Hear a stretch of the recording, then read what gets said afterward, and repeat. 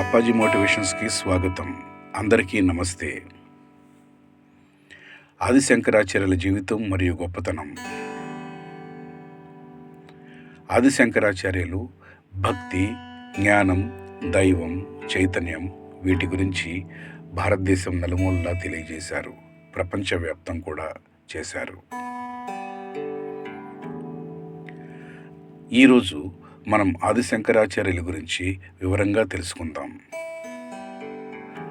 ఆది శంకరులు కేవలం ఒక ధార్మిక గురువే కాదు, భారతీయ సనాతన ధర్మాన్ని నిలిపే యోధుడు, దివ్యశక్తి మరియు అపారమైన జ్ఞాన సాంద్రుడిగా కూడా నిలిచారు.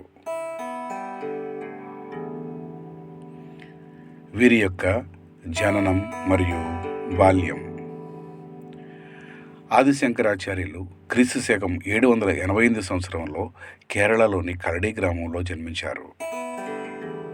తండ్రి శివగురు, తల్లి ఆర్యాంబ. చిన్న వయసులోనే ఆయన అసాధారణమైన మేధస్సును చూపించారు. 5 సంవత్సరాల వయసుకే వేదాధ్యయనం ప్రారంభించారు. 8 ఏళ్ల వయసులో తండ్రిని కోల్పోయిన అనంతరం తల్లి అనుమతితో సన్యాసాశ్రమాన్ని స్వీకరించారు. శంకరాచార్యులు వారి యొక్క సంస్కరణలు.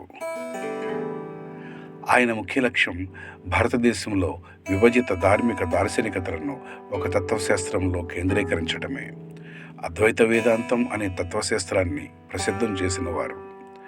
అద్వైతం అంటే ఏకత్వం, అంటే ఆత్మ మరియు పరమాత్మ ఒకటే అని చెప్పటం.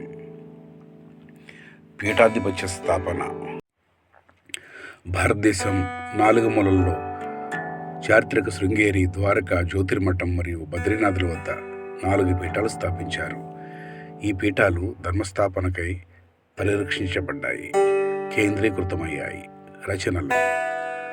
ఆయన రచించిన గ్రంథాలు ప్రపంచ ప్రసిద్ధి పొందాయి.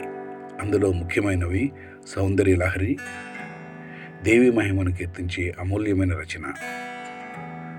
భజగోవిందం, భక్తికి ప్రాముఖ్యతను తెలియజేసిన స్తోత్రం. వివేక చూడమణి, ఆధ్యాత్మిక జ్ఞానానికి మార్గదర్శక గ్రంథం. ఉపదేశ సాహస్రి, ఉపనిషత్తులోని తత్వాన్ని వివరించిన రచన.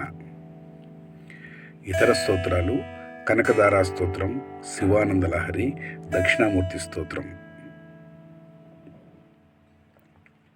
ఉపదేశాలు: ఆయన చెప్పిన కొన్ని ముఖ్యమైన జీవన సూత్రాలు. మాయను అధిగమించి పరమార్థం తెలుసుకోవాలి. ధార్మిక జీవనాన్ని అనుసరించాలి. గురువును అంగీకరించి మార్గనిర్దేశం పొందాలి. విరమణ మరియు సన్నిధి చేరిక. 32 ఏళ్ల వయసులోనే ఆదిశంకరులు కేదార్లో మహాసమాధి పొందారు. అయితే వారి రచనలు, ఉపదేశాలు ఇంకా మన జీవితాలకు మార్గదర్శకంగా ఉన్నాయి.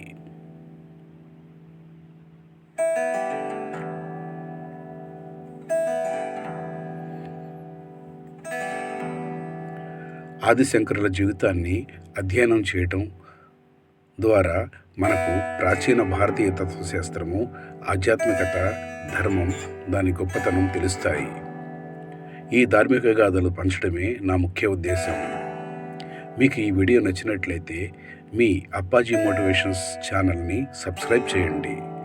మరిన్ని ఆసక్తికరమైన అంశాల కోసం రేపు కలుద్దాం. ధన్యవాదాలు.